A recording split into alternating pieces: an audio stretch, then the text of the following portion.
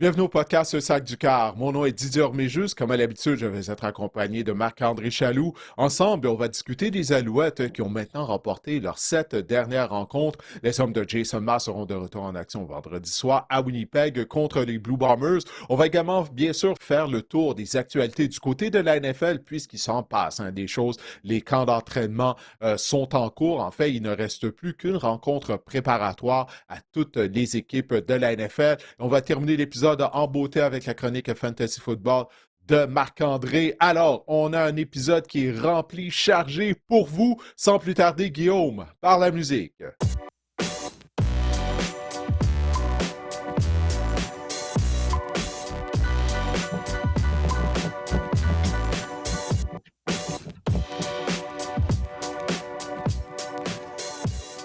Marc-André, les Alouettes ne perdent plus, mais avant de parler des Alouettes, on va inviter les gens à s'abonner à nos réseaux sociaux s'ils ne l'ont pas encore fait. On est partout, Didier. On est sur YouTube, Le Sac du Corps via Didier Orméjus, Le Sac du Corps dans la barre de recherche. Ça fonctionne également. Abonnez-vous, cliquez sur la petite cloche en haut à droite de votre écran, de votre cellulaire. Également, aimez les vidéos qu'on vous propose, le podcast qui est disponible sur YouTube. Donc, cliquez sur le bouton j'aime sur YouTube également. Mousser, on peut mousser maintenant des vidéos. Ça nous aide grandement à faire grandir notre projet. On est sur toutes les plateformes d'écoute, vos plateformes d'écoute préférées, Apple Podcasts, Spotify, iHeartRadio. Laissez-nous 5 étoiles au passage, c'est grandement apprécié. On a une page YouTube, on a une page, Facebook, Le Sac du Corps, et une page Instagram, Le Sac du Corps également. Oui, on vous invite bien sûr à partager nos publications via vos réseaux sociaux. Si vous savez que vous avez des amis qui sont des mordus de football, ben, partagez les liens. Je suis certain qu'ils devraient aimer le podcast. Et on vous invite également à regarder nos avant-goûts de division. On a maintenant fait le tour. Lundi, on a mis en ligne notre dernier avant-goût de division. C'était la section ouest de la NFC avec les Rams et les Seahawks, les Niners, bien sûr, les Cardinals aussi. Mais si vous n'avez pas vu encore nos avant-goûts, nos previews des autres divisions, ben, on vous invite soit à aller écouter ces épisodes ou à aller les regarder via notre chaîne YouTube. Alors, comme je disais, Marc-André, les Alouettes ne perdent plus. Ils ont gagné un 7e match consécutif la semaine dernière. On s'y attendait contre le Rouge et Noir d'Ottawa, mais quand même, les Alouettes sont invaincus à domicile et ça a été une victoire convaincante contre la formation d'Ottawa pour qui absolument rien ne va plus, là. On pourrait parler encore de l'attaque, Didier, mais je pense qu'à tout seigneur, tout honneur, je pense qu'on pourrait parler de la défense en premier, qui a joué un fort match, notamment Kebion Ento, qui avait pas d'interception. En fait, c'était le seul demi-défensif des Alouettes qui avait pas d'interception avant ce match-là. Eh bien, il a intercepté un ballon, retourné pour un toucher. Il a également subtilisé un ballon sur un botté de placement là, du Rouge et Noir pour ensuite le retourner pour gagner un fort gain. Ça a été tout un match de Ento et de la défense des Alouettes. Oui, c'est tout un jeu sur les unités spéciales Mhm. lorsqu'il a arraché le ballon des mains c'était quoi? C'était le teneur ou le botteur qui avait le ballon, qui était en possession du ballon? Ben bon, peu importe. Ben, tout un jeu d'Ento. Puis lorsque je l'ai interviewé à la mi-temps, il disait, ben, habituellement, lorsque je tourne le coin en tentant de bloquer le botté, il dit, le ballon est déjà parti. Mais là, on a eu des ennuis avec la remise. Puis lui-même, il était surpris de voir que le ballon était là. Alors ouais, comme tu l'as dit, ça a été tout un match de la part de Kebion Anto. Tout un match également, Marc-André, de la part de Jeffrey Cantarcou. On se souviendra qu'il avait raté la rencontre précédente. C'est la première fois de sa carrière qu'il ratait un match. Mais là, il effectue un retour en force, un sac du quart, un échappé provoqué pour Quentin Arcou.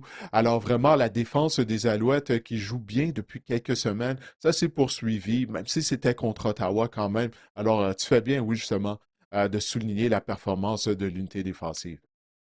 Est-ce qu'on a quelque chose à dire sur l'attaque? Oui, au niveau statistique, Davis Alexander, seulement 260 verges par la voie des airs. Par contre, il est rendu à quoi? 3400 verges, 20 passes de toucher, 2 interceptions depuis le début de la saison. Clairement, un candidat au titre de joueur par excellence là, à la mi-saison dans la Ligue canadienne.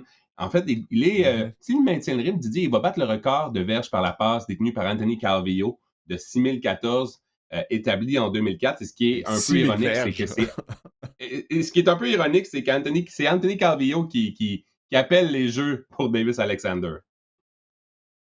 Oui, définitivement, mais je trouve que c'est beau, ça. Je trouve que c'est bien. Tu sais, tous les Mhm. succès que Carvio a eu durant sa carrière, puis l'attaque des Alouettes n'a jamais été aussi explosive, justement, depuis l'époque de Calvio, Mark Trestman. et compagnie. Là, de voir que Calvillo, ben, il a son mot à dire dans les succès actuels de l'attaque des Alouettes et de l'équipe au complet. Je trouve que c'est vraiment génial. Écoute, Tyson Philpott, deux autres touchés la semaine dernière. Tu sais, sa saison magique se poursuit. Vraiment, l'attaque des Alouettes est un rouleau compresseur, là. Quand on regarde ça, parce que maintenant, on a joué 10 matchs, on a un dossier de 9 victoires et une défaite du côté des hommes de Jason Mars. Lorsqu'on regarde ça, il y a juste les Tiger Cats de Hamilton, réellement, Marc-André, qui est en mesure de ralentir l'attaque des Alouettes lors des Mhm. deux affrontements. Souviens-toi, le premier match de la saison régulière, ensuite de ça, lorsque Hamilton s'est amené ici à Montréal, tu sais, la défense des Tiger Cats a vraiment été coriace contre l'attaque montréalaise. Les deux équipes vont s'affronter plus tard au cours de la saison. Également, en fait, c'est dans 2 semaines, je crois, là, c'est les Ticats qui vont venir à Montréal après le match à Winnipeg. Si je ne me trompe pas, il faudrait vérifier, c'est ça. Mais peu importe. Alors, tout ça pour dire que l'attaque des Alouettes continue de fonctionner à plein régime. On voit une photo à l'écran de Tyler Snead. Snead avait besoin de seulement de 60 verges, Marc-André, pour atteindre la marque des 1000 verges. Je l'avais interviewé à la veille de la rencontre. Il pensait que c'était une formalité, là, qu'il allait atteindre ce plateau, puis il souhaitait l'atteindre lors du 10e match. Avoir 1000 verges lors du 10e match, ça donne une belle moyenne de 100 verges par voie de réception, par rencontre. Puis malheureusement pour lui, il n'a pas été en mesure d'atteindre cette marque, seulement 42 verges, donc il lui manque 18 verges. Mais je crois qu'il devrait bel et bien atteindre ce plateau-là, à moins vraiment d'une mauvaise chance, vendredi soir à Winnipeg. Les Alouettes, tu viens de le mentionner, vont affronter les Blue Bombers vendredi soir à Winnipeg. Par la suite, une série aller-retour contre les Lions de la Colombie-Britannique et c'est le vendredi Ah oui, 18 oui, c'est ça, les septembre Ticats, que ouais. les Alouettes vont être à Hamilton pour affronter les Tiger Cats. Didier, écoute, Mhm. on dirait qu'on a lâché le record là, ou la fiche parfaite de Davis Alexander, mais il est quand même rendu à 20 victoires, une seule défaite comme partant dans la Ligue Ouais, canadienne. Moi, je trouve ça hallucinant. On n'en parle plus, là, mais c'est hallucinant comme ouais, stats. c'est vrai. Ah, c'est vrai, c'est une bonne observation. On n'en parle plus. Mais lui-même, souviens-toi, lorsque les Alouettes avaient perdu à Edmonton au début de la saison, tu sais, j'avais interviewé après la rencontre, je ne sais pas si tu te souviens de ses propos, mais tu sais, il avait dit qu'il était content là, d'une certaine façon, tu sais, que cette séquence-là était terminée, puisqu'il s'en faisait parler à toutes les semaines. Et puis Alexander, bon, il joue le jeu avec les médias, tu sais, il est très généreux dans ses réponses lorsqu'on l'interviewe. Mais là, tu sais, il était fatigué là, d'en parler à toutes les fois après Mhm. chaque victoire. Alors, ouais, c'est vrai, tu as raison, on n'en parle plus, mais 21 comme fiche en tant que carrière partant en saison régulière. C'est vraiment impressionnant, là. Hallucinant, c'est le mot que tu as utilisé. Ben oui, ben c'est ça. C'est hallucinant. Quel début de carrière de sa part, là. Et deux défaites comme partant tout court, là, si on prend la défaite au match de la Coupe Grey. Donc, deux Ouais. défaites dans sa carrière. C'est Ah, fascinant. s'il s'il avait été en pleine forme, Marc-André, hein, jouait sur une jambe, Mhm. puis malgré tout, les Alouettes auraient même dû gagner ce match-là. C'est pas de l'échapper de Shea Patterson. Mais bon, écoute, qu'est-ce que tu veux? Hein, ils ont perdu le match, mais de se rendre aussi loin et de perdre de cette façon-là, j'en reviens toujours pas, là. Ça fait presque un an d'avoir vu les Alouettes perdre la Coupe Grey de cette façon-là. Mais là, on a une occasion de se reprendre cette année. Alors, ça va bien pour l'instant. On vient d'entamer la deuxième moitié de la saison. C'est une question de rester en santé, là, sincèrement, pour les Alouettes. En tout cas, j'ai hâte de voir ça, parce qu'il y a le visage de certaines équipes à travers la Ligue canadienne qui change. Tu as mentionné, là, on va avoir une série aller-retour contre les Lions de la Colombie-Britannique. Les Lions avec les Alouettes sont les deux formations qui jouent le mieux présentement, là. Depuis le retour au jeu de Nathan Rourke, la défense des Lions joue beaucoup mieux.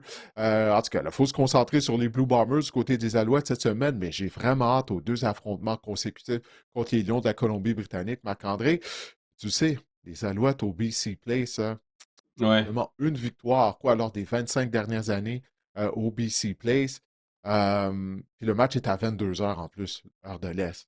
Donc, tu sais, pour l'horloge interne des joueurs, ça ne sera pas facile. En tout cas, on en parlera une fois qu'on sera rendu là. Tout d'abord, les Bombers vendredi soir à Winnipeg. Pour les gens qui ont des enfants aussi en bas âge, je te confirme que 22 heures, c'est pas l'idéal pour écouter un match de football. Ouais, j'imagine, hein? Ouais, puis on sent Euh, des contre-coups, là. Si tu restes debout pour la rencontre, le oui. lendemain, tu dois aller travailler. Tu sais, ouais, c'est pas évident. Je voulais te parler de la ligne à l'attaque. Je pense qu'on n'en parle pas assez, là. Elle a connu un autre fort match. En fait, elle est le moteur de cette équipe-là. Si Travis Tice a connu un autre fort match au sol, on a accordé 8 sacs du corps cette saison, Didier. On est au premier rang dans la Ligue canadienne.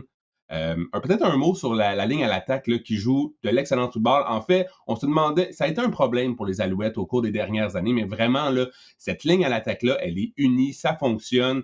Écoute, est-ce que c'est la meilleure ligne à l'attaque de la Ligue canadienne?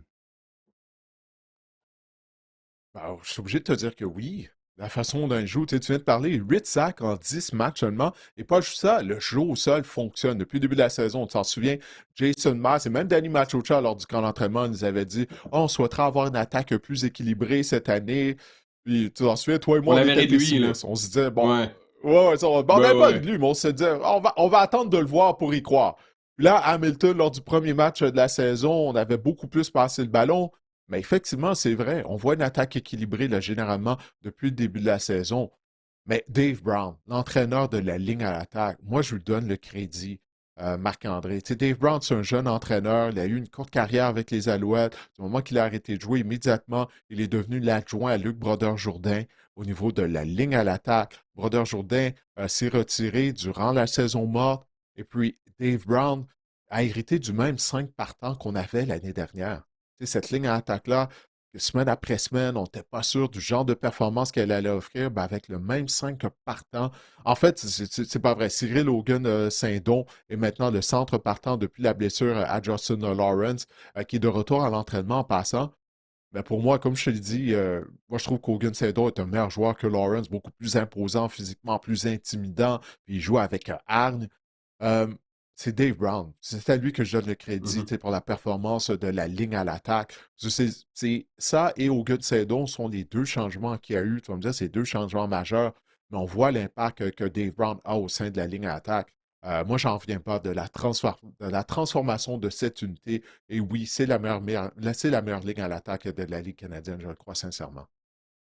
Parlons maintenant du Rouge et Noir qui ont effectué des changements au cours des derniers jours. Écoute, moi, je pense que justement, le cafouillage sur le botté de placement, c'est un microcosme de leur saison, voire de leurs dernières années là, en termes d'organisation. Évidemment, on a une question là-dessus et je vais lancer le débat avec la question d'Emmanuel Bossé qui nous dit Salut Didier, de retour de vacances, j'ai du rattrapage à faire au podcast. Je veux parler de nos derniers adversaires. Ils égalent un record de médiocrité, 16 défaites de suite. Quelle est l'autopsie complète de cette débâcle? Comment une équipe de football, surtout dans une ligue à 9 équipes, peut s'enfoncer si profondément? De tout peut-on dire?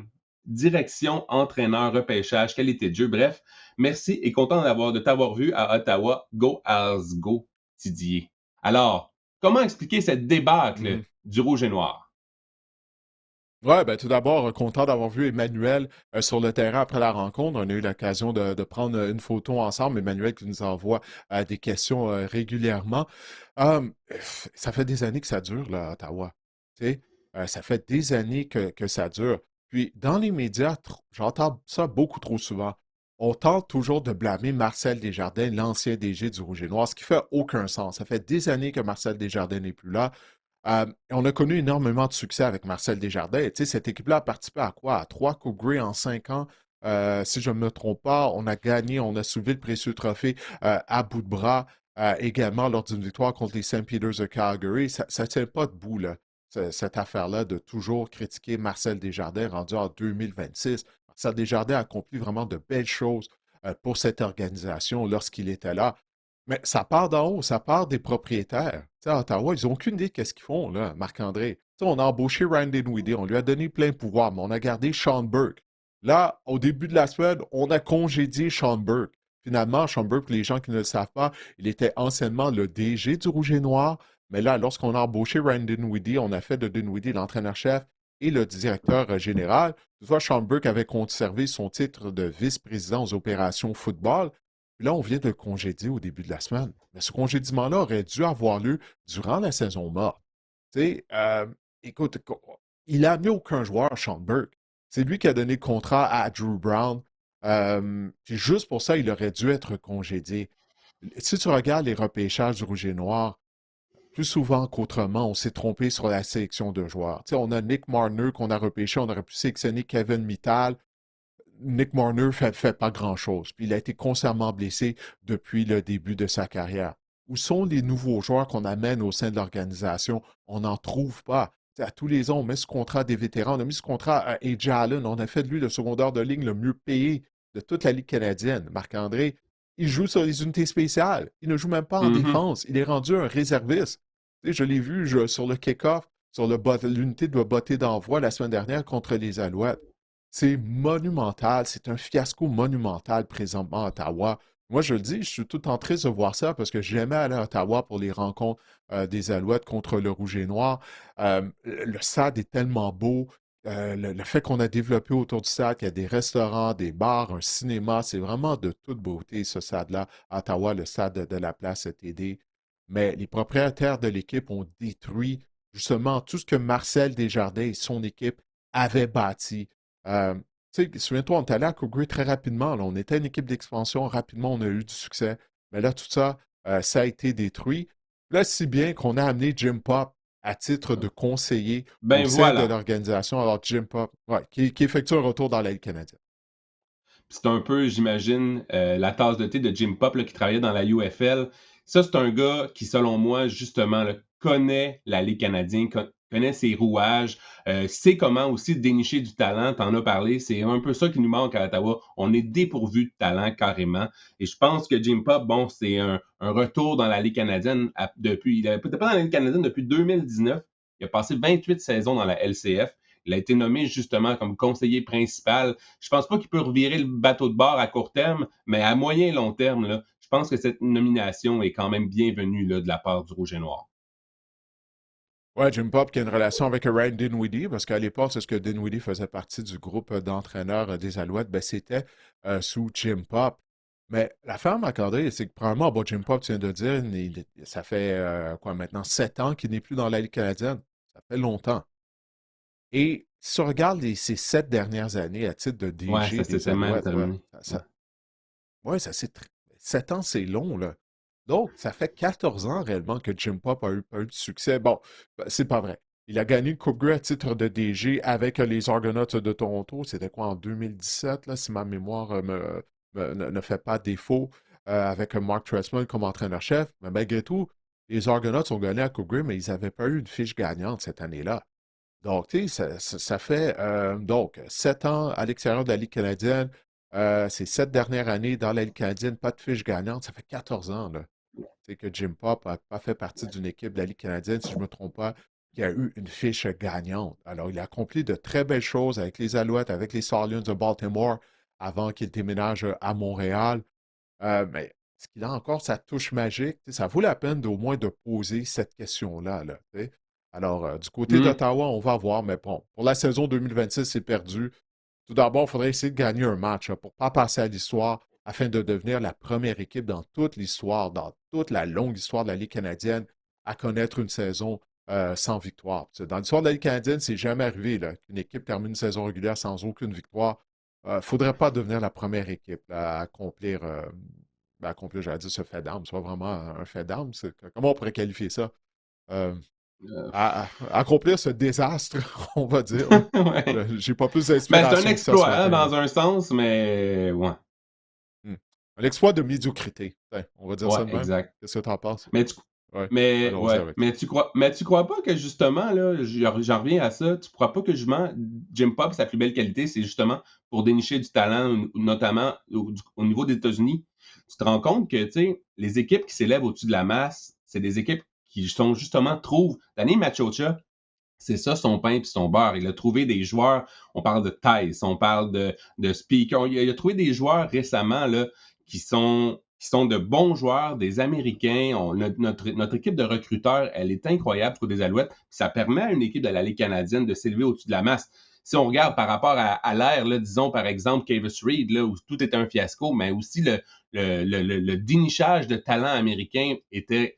Il y avait une carence à ce niveau-là. Est-ce que tu penses que justement partons de la base, là, juste trouver des bons joueurs au-dessus de la frontière, ça pourrait déjà aider le Rouge et Noir, pas plus tard que, disons, la saison prochaine. Ah non, définitivement, c'est la chose à faire. Mais ma question de savoir, tu sais, Jim, à la fin de son séjour avec les Alouettes, il n'en trouvait pas des joueurs de talent, Marc-André.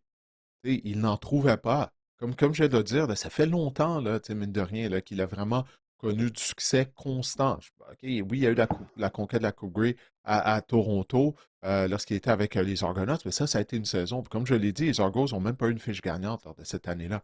Donc, ça fait longtemps que Jim a été en mesure de dénicher des joueurs de talent du côté de la Ligue canadienne. Là, ça fait 7 ans qu'il n'a pas été dans la Ligue. On va voir si on va l'embaucher après ça, une fois que la saison va être terminée. Tu vois, de ce qu'on a dit, là, c'était juste pour le restant de la saison. Mais ça reste à voir, comme je l'ai dit tout à l'heure, est-ce qu'il a toujours sa touche magique lors de ces 7 dernières années au sein de la Ligue canadienne? La réponse était non. Mais écoute, mon regret, c'est que les Alouettes n'ont plus de match contre le Rouge et Mhm. Noir cette année. Ils ont déjà affronté Ottawa 3 fois, parce que j'aurais aimé ça voir Jim. Le voir sur les lignes de côté, aller le saluer, le jaser, parce que oui, il a accompli des bonnes choses, mais Jim, tu sais, euh, il aime Mais, la caméra, on s'en cache pas. Tu sais, ça, on le remarquait. C'est un peu un personnage, mais c'est un bon monsieur. Ça, il n'y a aucun doute là-dessus. mais je pense que c'est aussi un gars qui apporte une structure qui est déficiente en ce moment au deuxième étage. Je pense que ça va peut-être, ou va donner Oh des oui, ben, conseils pour que ce soit plus structuré, là, parce que même au deuxième étage, c'est cacophonique en ce moment, là, l'organisation du Rouge et Noir. Mais Didier, tout revient à si t'as tout pas est de à revoir à carrière Ottawa. si t'as pas de carrière dans la Ligue canadienne de football, ça fonctionne pas. Le Rouge et Noir n'a pas eu de carrière depuis Trevor Harris. Et je pense que c'est l'année qu'ils ont gagné la Coupe Grey. Depuis, là, ça va pas. Cette année, là, on n'ira nulle Ouais. part Ils avec ont Jake gagné Miller. avec Ça Burris. revient. Ouais. Army Burris, oui, C'est avec Burris excuse-moi. qu'ils ont gagné à Coupe Grey. Mais depuis Trevor Harris, on n'a pas eu une carrière de qualité. Ouais. Puis moi, je pense que la Ligue canadienne, c'est une ligue de carrière. Tout part de là aussi. Donnez-moi un bon carrière. C'est quoi les Mhm. équipes élites en ce moment?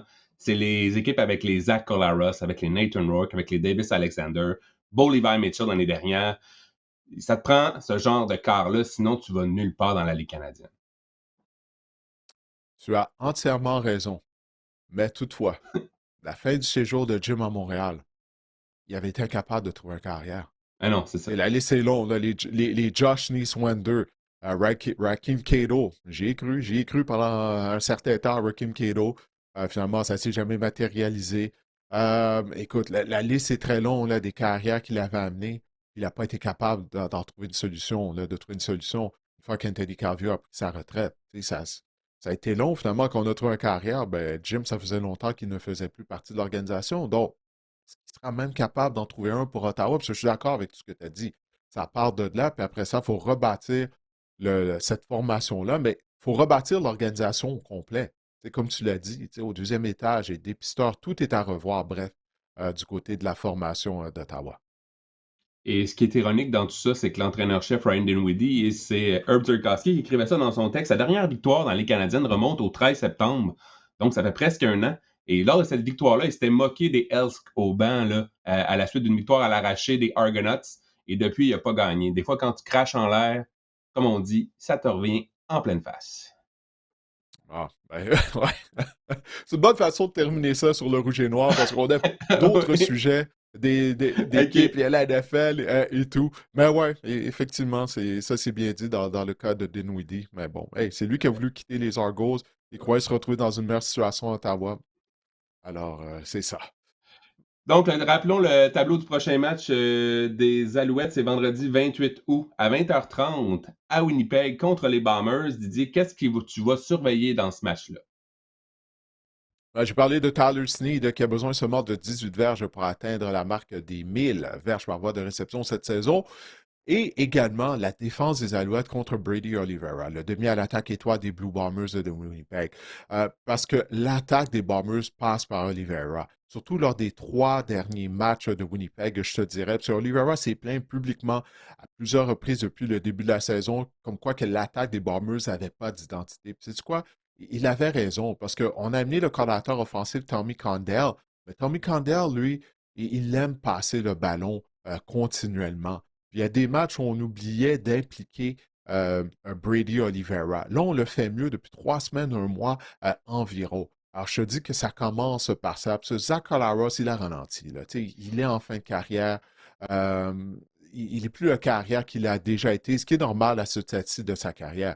Mais Brady Oliveira, ça commence en arrêtant Brady Oliveira, parce que Collaros n'est plus aussi constant qu'il l'a déjà été. Alors, pour moi, ça sera ça la priorité. Puis j'en ai parlé avec Jeffrey Quentin-Arcou après l'entraînement des Alouettes hier. Puis il était d'accord, même son cloche également, du côté du maraudeur Nate Beauchemin. Alors, c'est ce que je vais observer du côté des Alouettes. Parce que l'attaque des Bombers ne peut pas rivaliser avec l'attaque des Alouettes. Et même la défense des Blue Bombers, depuis le début de la saison, elle est très inconstante. A eu le match désastreux contre les Lions de la Colombie-Britannique où on a accordé 377 verges au sol, Marc-André. Donc, c'est ça. Il me semble que les Alouettes devraient être en mesure de l'emporter. Les Bombers, il fut un temps où leur stade était une véritable forteresse. Maintenant, on a des ennuis même devant nos partisans. Alors, encore une fois, c'est une question si on peut connaître un beau début de rencontre du côté des Alouettes, surtout pour faire taire la foule. Parce que si ce match-là est serré, rendu au quatrième quart, là, ça va être quelque chose. Ça va être quelque chose parce que la foule à Winnipeg, elle est très bruyante. Tu sais, c'est possiblement le stade le plus bruyant de la Ligue canadienne. Purcell Molson est en mesure de devenir bruyant aussi. Mais bon, il y a plus de gens à Winnipeg. Je pense que la capacité maximale est de 33 000, si je me souviens bien. Mais ça pour dire, quand les Bombers jouent bien, la foule est très bruyante à Winnipeg. Alors pour les Alouettes, moi je crois que ça serait d'avoir l'avance au début du quatrième quart. Ça serait à souhaiter, mais arrêter, ralentir Brady Oliveira, c'est la clé afin de remporter un huitième match consécutif. J'ai hâte de voir comment Alexander va se comporter aussi parce que j'écoutais Anthony Calvillo en entrevue plus tôt cette semaine. Il disait la défense des Bombers, elle est passée maître ou maîtresse dans l'art de se déguiser. On fait beaucoup de couvertures hybrides. Bref, c'est une défense compliquée aussi pour un carrière à saisir, à dépecer. Donc, j'ai hâte de voir comment Davis Alexander va s'ajuster à ce genre de défense-là. Et tu parlais des Bombers, Didier. Ils l'ont un peu échappé aussi la semaine dernière contre le Edmonton. Seulement 2 premiers jeux en deuxième demi. Edmonton est revenu de l'arrière pour l'emporter, évidemment. Donc, je pense que les Bombers là, vont vouloir offrir une meilleure performance devant leurs partisans. Ouais, ça, il n'y a aucun doute là-dessus, définitivement. Mais, tu sais, pour parler des propos de Carvio que tu viens de mentionner, ben, de là d'utiliser le jeu au sol. On en a parlé tout à l'heure, le Ouais. jeu au sol qui fonctionne très bien. Travis Stice connaît vraiment une belle saison. Et les Bombers ont des ennuis contre la course depuis le début de la saison. Alors ça pourrait être le remède, là. C'est une bonne dose de Travis Stice. Shamari Lawrence est revenu au jeu la semaine dernière également. Donc, on a deux bons porteurs de ballon. Alors, peut-être que ça pourrait être un bon remède contre les Blue Bombers de Winnipeg. Donc, on rappelle le match, c'est ce vendredi à 20h30, Alouette Blue Bombers. Oui, monsieur. Et puis avant de parler de la NFL, de faire le tour des actualités du côté de la NFL, il y a Mathieu Labbé, un des auditeurs du podcast, grand partisan des Vikings du Minnesota. Si vous regardez le podcast via la chaîne YouTube, ben, il y a quelques semaines de ça, plus tôt cet été, où on avait partagé une vidéo de la Man Cave de Mathieu, qui est aux couleurs des Vikings. Il va d'ailleurs assister à un match des Vikings au Minnesota cette saison. Puis, il nous avait envoyé une photo. C'était une photo de Kyler Murray, parce que moi, je ne crois pas en Kyler Murray. Kyler Murray assis sur un trône, moi à genoux devant Kyler Murray. Ben là, Mathieu nous a envoyé une autre photo, puis il a fait une petite mise à jour, Marc-André. Je pense qu'il va te plaire. Peut-être que oui, peut-être que non. Ah, voilà. Alors, si vous nous regardez via notre chaîne YouTube, ben, vous voyez que Mathieu s'est amusé avec l'intelligence artificielle. Il a ajouté Marc-André dans la photo. Marc-André qui porte un chandail des Patriots avec le numéro 1, donc un chandail d'A.J. Brown, mais aussi tu tiens une édition du jeu Call of Duty, bien sûr, le jeu favori de Kyler Murray, jeu vidéo favori de Kyler Murray, dans tes mains. Alors, qu'est-ce que tu penses de ça, Marc-André?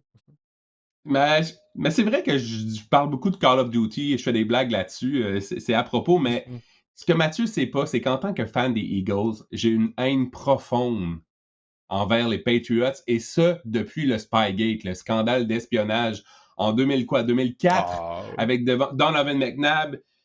Donc, pour moi, les Patriots, là, c'est moins pire. J'ai fait un peu mon deuil. Là, rendu c'était en plus six. l'époque Brady et Belichick. Belichick est plus là.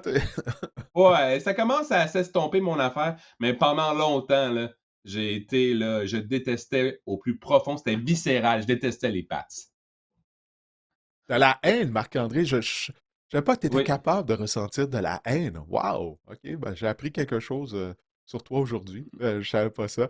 Ouais, mais en tout mais cas, ben, sur la merci, photo, une toi, tu belle te photo. ressembles vraiment, je trouve, comparativement. Oui, ben oui, merci à Mathieu. Ben, je trouve que en intelligence artificielle, tu te ressembles plus que moi, je me ressemble sur la photo. Moi, je trouve pas que ça me ressemble tant que ça, mais Toi, Mais ça je te pense qu'il ressemble y a un énormément, travail je de trouvais. juste découper ma figure là, quand tu avais parlé du fait que je me souviens pas, j'avais été fait une drôle de face quand tu m'avais dit, je pense que c'était une de tes prédictions là, que tu m'avais dit wow ou puis j'avais fait une juste ou je me souviens pas là, exactement, mais j'avais fait cette face-là. Je pense qu'on a peut-être juste pris mon visage de cet épisode-là, puis le mettre sur la photo, mais c'est une super photo, mais oui. AJ Brown, j'endosse le chandail, j'endosse pas la couleur ou l'uniforme ou l'équipe, par exemple. Hmm. Ouais, puis en parlant des Vikings, je sais pas si tu as vu la performance de J.J. McCarthy le week-end dernier, là, les passes 10 pieds Ouf. par-dessus la tête des receveurs. Hey, Hey man, ça va penses-tu qu'ils vraiment pas vont, bien qu'ils pour vont le lui, là, couper? sérieusement. Sais-tu quoi?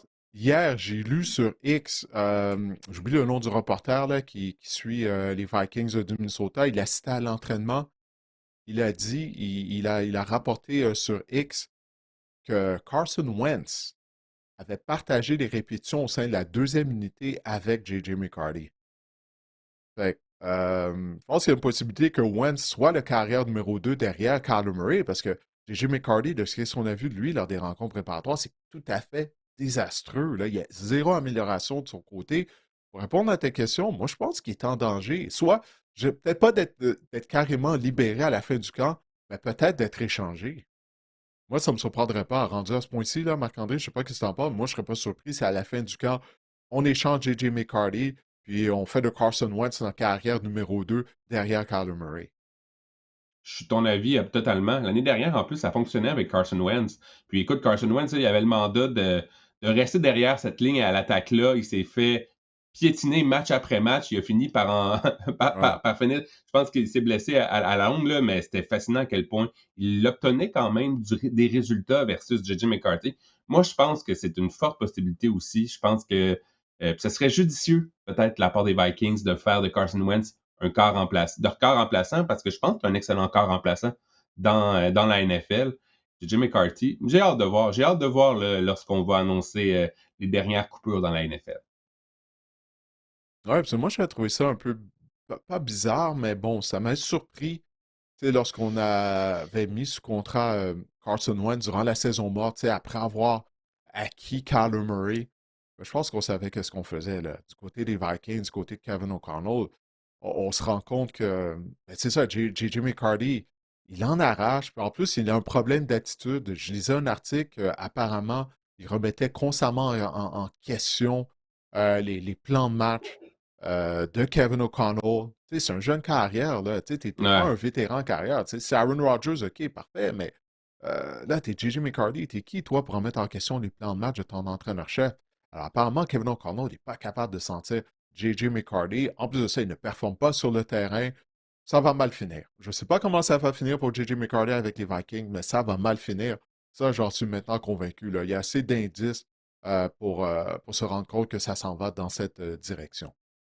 Je pense que l'éventail des possibilités, et je pense que Kevin O'Connell en était très conscient lorsqu'ils ont mis sous contrat Kyler Murray, comme tu le dis. Je pense que l'éventail de possibilités dans un cahier de jeu est plus grand avec Kyler Murray.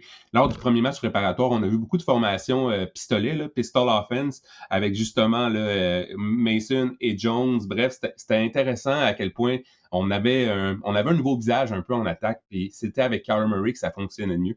Comme tu l'as mentionné, j'ai hâte de voir ce qui va avec J.J. McCarthy, mais moi aussi, là, je tomberais pas en bas de ma chaise s'il est retranché là, lors des dernières coupures. On a reçu deux questions. En Mm. fait, on va répondre aux questions qu'on n'a pas eu le temps de faire lors de notre avant-goût de la section ouest de la Ouais. nationale. On avait une question de Joe Lupien sur Instagram qui nous demandait quel serait notre classement des entraîneurs de la section ouest de la nationale. Hmm. Ouais, ouais, ouais, oui. Difficile, hein, parce que c'est relevé là, du côté des entraîneurs. Bon, je vais Ben, commencer Mike par la Lafleur est quatrième quatrième. position. Mike Lafleur. Ben, c'est ça, exactement. On voit ça du même œil, c'est facile. Bon, Mike Lafleur, quatrième. Après ça, là, il te reste Kyle Shanahan, Mike McDonald et bien sûr Sean McVay. Ouf! Je vais y aller par les succès. Tu sais, Mike McDonald, bon, il a moins d'expérience que McVay, mais il a accompli tout un travail depuis son arrivée à Seattle. Je vais aller avec McVay en premier, McDonald deuxième, puis Kyle Shanahan troisième. Je vais y aller avec ça. C'est pas très original dans mes choix, mais c'est trois des meilleurs entraîneurs-chefs de la NFL. Ça, je crois sincèrement. McDonald a moins d'expérience que McVay et Kyle Shanahan. On sait que Kyle Shanahan, bon, Il y a eu des déboires en éliminatoire, mais tout de même, il a mené les Niners à 2 participations au Super Bowl, puis les 2 fois, on aurait pu gagner ces rencontres-là. Alors, c'est ça, c'est vraiment très relevé. Toi, c'est quoi ton classement? Donc, toi, juste c'est McVay, McDonald, Shanahan et Lafleur, c'est ça? Ouais, ouais, ouais. Moi, Je vais avec je ça. vais classer ça par influence, tiens. Je pense que on parle d'un arbre de McVay, on a un arbre de Kyle Shanahan, des autres entraîneurs qui en découlent. On parle pas encore d'arbre de Mike McDonald. Donc, je pense que l'influence sur le jeu de football, je vais mettre McVay, Shanahan, McDonald et Mike Lafleur. McVay, Shannon, ok, tu mets Shannon avant McDonald. Ouais, non, je peux voir ça. Je peux voir ça. Genre, Ouais, ben, disons, Mike Lafleur est l'aura, quatrième et dernier. la contribution aussi, c'est ça, l'influence, c'est ça, on dit souvent que c'est des génies, là, Shanahan, McVay, il y a des entraîneurs qui en découlent, et c'est souvent ces entraîneurs-là, même ça fonctionne, euh, donc ailleurs dans la NFL, donc voilà, ouais. Mais c'est compliqué, là. Mike McDonald vient de remporter un Super Bowl, et je le mets quatrième, je le mets troisième, c'est un peu un manque de respect quand même.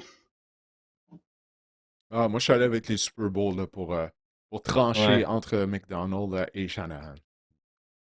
Stéphane Raymond sur Facebook, bonjour à vous deux. Croyez-vous que les Rams finiront premiers de leur division et qu'ils pourront participer au Super Bowl chez eux en février?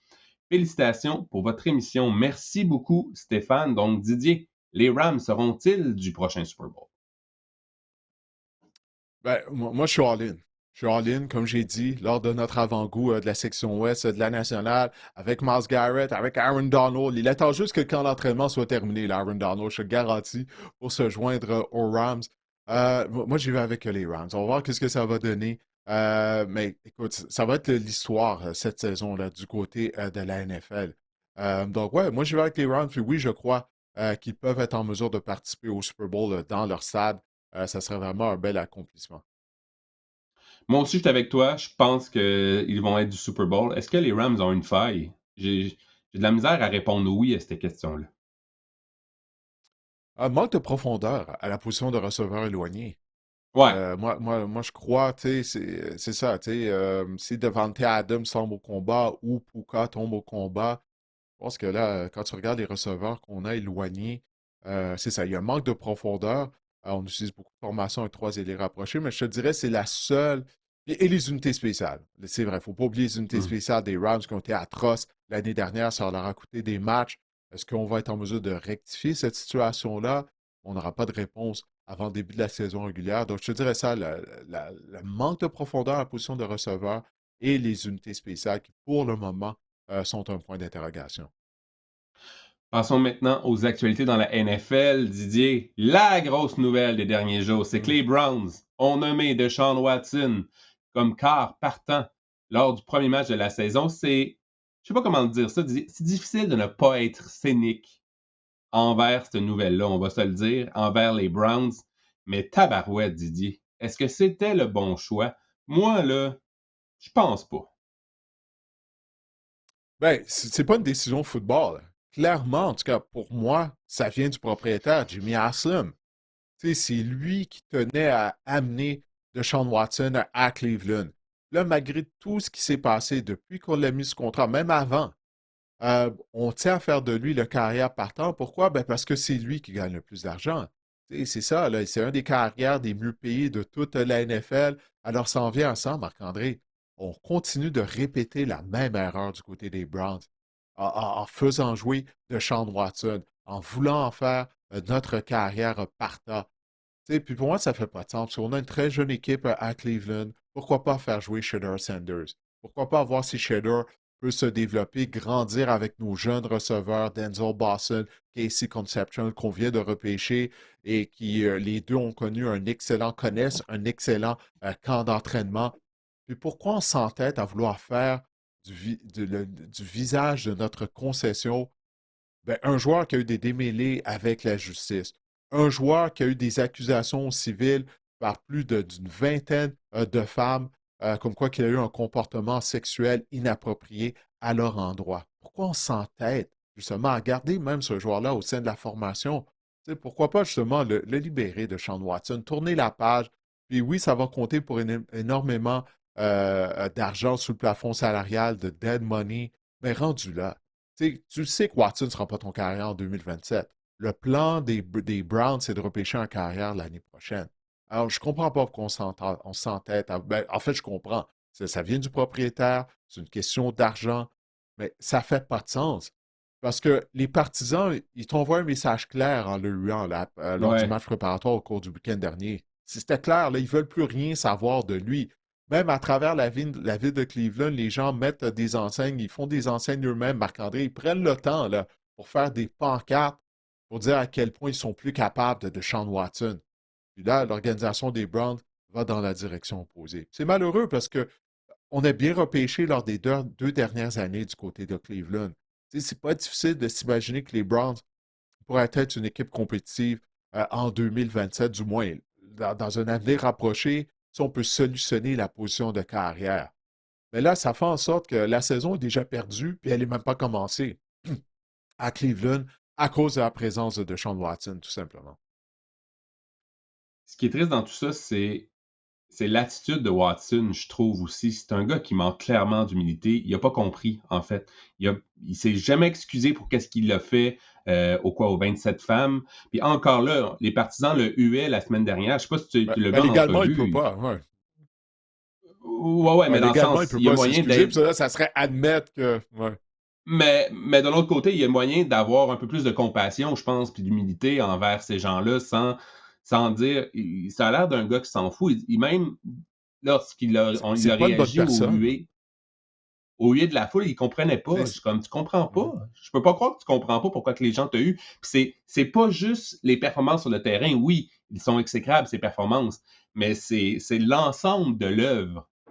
C'est ça qui me fatigue. Puis c'est ça, je trouve que les Browns, c'est sûr que les gens vont dire, c'est plus facile de le passer par après de Sean Watson à Shedeur Sanders. Puis on s'entend, c'est 2 matchs sur la route pour entamer la saison. Et j'écoutais même Tom Monken, là, il nous disait que c'est Deshaun Watson qui avait le plus de chances de lui faire gagner le premier match contre Jacksonville. J'étais comme, vraiment? Tu penses ça ou c'est vraiment une note, un post-it que Jim Aslim t'a laissé dans ton bureau?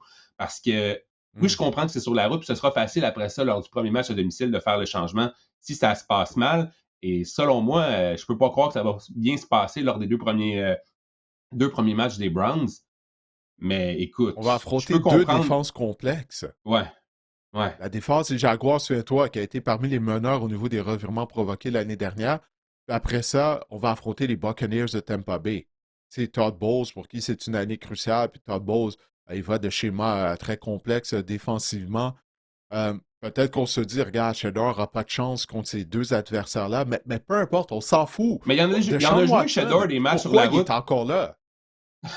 Non, non, je sais, mais peu importe, peu importe. Pourquoi tu t'entêtes à faire, à rendre Deshaun Watson le visage de ton équipe, de ta concession? Tu sais, c'est pas une bonne personne, Deshaun Watson. Je pense qu'on a assez là, de preuves de ça. Tu as parlé de la façon qu'il a réagi au huée, les propos qu'il a tenus, le fait, tu sais, qu'il. Bon, comme je disais, de façon légale, je pense pas qu'il peut s'excuser auprès de ces femmes-là, mais il n'a jamais démontré de remords ou quoi que ce soit. Regarde, clairement, il est ce genre de personne-là, OK? De Sean Watson. Alors, rendu là, tu ne peux pas en faire le visage de ta concession. Et le moment est venu de couper les ponts. Mais Jimmy Haslam, il ne voit pas ça de cette façon-là. Comme je l'ai dit, la saison est déjà perdue à Cleveland, Marc-André. Tu sais, puis il reste encore un match préparatoire à jouer, là. La saison régulière va commencer quoi, dans 2 semaines. Mais ça m'a déjà l'air d'être perdu. Puis c'est dommage, encore une fois. On a une bonne saison morte du côté des Browns. Tu sais, je crois honnêtement, on a allé chercher des bons joueurs via le repêchage pour une deuxième année de suite. Puis là, ben, c'est ça. On a juste nous à blâmer du côté de Cleveland, mais je trouve que c'est malheureux parce que on peut voir qu'il y a une certaine progression au niveau de la formation en termes de talent du côté des Browns, mais tout ça est annulé par la présence de Deshaun Watson. Puis en plus, il disait qu'il comprenait pas la réaction des partisans parce qu'il est venu à Cleveland pour gagner. Il a choisi Cleveland. C'est faux, Deshaun. T'as pas choisi Cleveland. Ils t'ont donné de l'argent pour que tu viennes. T'aurais aimé ça aller jouer ailleurs à Mm. Atlanta, proche de où ce que tu as joué à l'université, à Clemson. Je veux dire, tout ça là, est un paquet de troubles. Puis Je suis d'accord avec toi, les Browns, on s'en allait dans la bonne direction. Le train était mis sur les rails de la bonne façon, sur les bonnes rails. Puis je trouve que de prendre cette décision-là, moi aussi, ça m'a laissé un peu perplexe. Je sais pas puis on s'entend, là. On va voir Deshaun Watson cette saison. On va voir Shedeur Sanders, c'est sûr. Puis je serais pas surpris qu'on donne peut-être un départ, voir qu'est-ce qu'on a avec Taylor Green en fin de saison, juste pour voir ce qu'il peut nous apporter. C'est possible, écoute.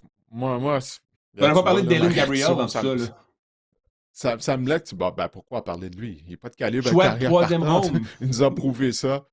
Ben, ça a été une erreur. Oui, on a bien repêché lors des 2 dernières années, mais ce choix de troisième ronde, au moment que c'est arrivé, on me disait, ça n'a pas d'allure. Dylan Gabriel n'a même pas le talent pour être repêché en troisième ronde. Puis du moment qu'il a joué, c'est ce qu'on a vu. Il n'a pas de bras. Il est incapable d'attaquer les zones profondes. J'ai une stat de Deshaun Watson, Marc-André. Sais-tu à quand remonte son dernier match de 300 verges par la passe? Ah, je l'ai vu, La mais semaine, vas-y.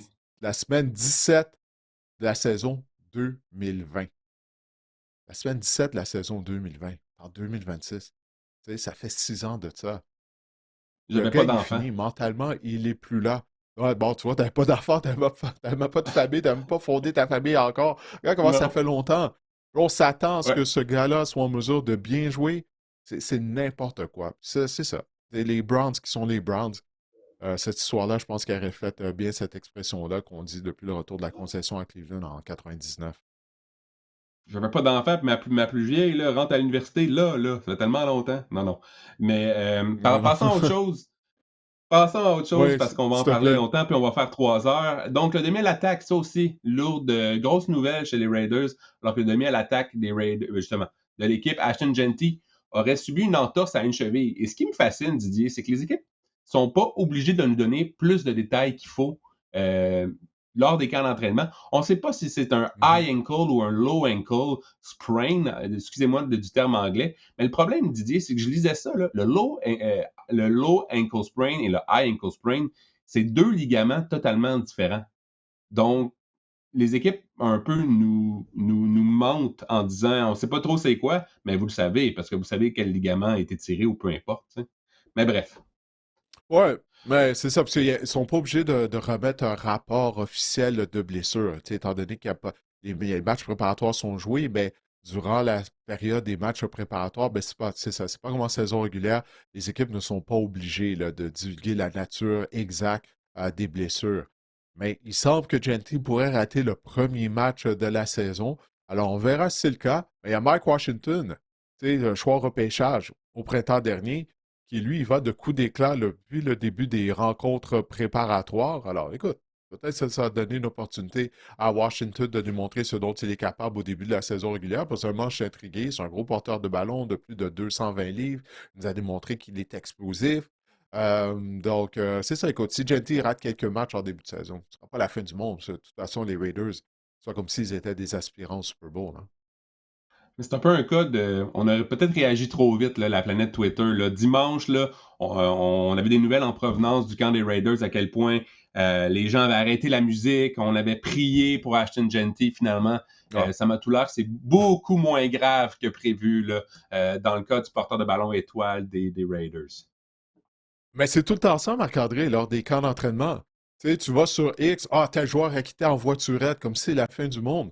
Puis les gens qui rapportent ça, tu sais, moi, ça me fascine parce que le joueur prend la voiturette parce que le centre d'entraînement est tellement grand. Tu sais, si tu as subi une blessure, on ne va pas te faire Mm. marcher jusqu'au vestiaire. Donc, il y a un employé de l'équipe qui vient, puis il te donne un lift, comme on dit, tu sais, jusqu'au centre d'entraînement ou pour aller voir les soigneurs. Tu sais, c'est juste ça. Mais du moment que le joueur part en voiturette, il traite ça comme si c'est un joueur qui quitte en civière ou en ambulance durant un match de saison régulière. Tu sais, c'est un peu n'importe quoi. C'est pour ça, tu sais, c'est ça, faut garder un peu de réserve face à certaines choses qui sont rapportées lors des camps d'entraînement. Deux nouvelles concernant les Texans. Tout d'abord, la saison du receveur Jaden Higgins est terminée en raison d'une blessure à un genou et les Texans ont bougé justement pour pallier à la perte de Jaden Higgins en faisant l'acquisition du receveur Keyshawn Boutte des Patriots en retour du maraudeur Jalen Reed et de choix au repêchage. Didier, on avait clairement établi qu'on avait un besoin à cette position-là. Les Texans étaient dans la course justement pour soit Rashad Bateman où on s'est informé sur la disponibilité de Rashad Bateman et de Keyshawn Boutte. Rashad Bateman va peut-être être prise avec des problèmes personnels, niveau de violence conjugale. Donc, Ouais. on a fait l'acquisition de Keyshawn Boutte. Qu'est-ce que tu penses de cette acquisition-là du côté des Texans? Ouais, j'aime ça parce qu'on avait un besoin, bien sûr. Bon, tout d'abord, la blessure à Higgins, ça, c'est vraiment malheureux parce qu'apparemment, il connaissait tout un camp d'entraînement. Tu sais, puis c'est un joueur qu'on aurait pu assister à son émergence, si on peut dire, lors de sa deuxième année avec les Texans de Houston. Donc, ça, c'est vraiment malheureux. Mais en plus de ça, du côté de Houston, Tank Dell n'est pas prêt à revenir au jeu. Tu sais, puis peut-être qu'il va rater une deuxième saison au complet parce que son genou a mal réagi lors des entraînements. Il n'est pas capable de s'entraîner. C'est trop pour son genou. Il avait vraiment subi une grave blessure. On parle de. Écoute, il avait déchiré tous les ligaments à déchirer dans son genou, en plus de disloquer son genou. Peut-être que Tank Dell, on ne le reverra plus lors de matchs de saison régulière. En tout cas, je ne lui souhaite pas ça naturellement, mais il est vraiment pas prêt d'un retour au jeu. Alors, on avait un besoin à la position de receveur et Boutte nous a démontré des belles choses l'année dernière avec les Patriots. Puis là, c'est drôle, hein? Là, c'est rendu qu'on a un surplus de receveurs à la Nouvelle-Angleterre, pour se permettre d'échanger Boudet.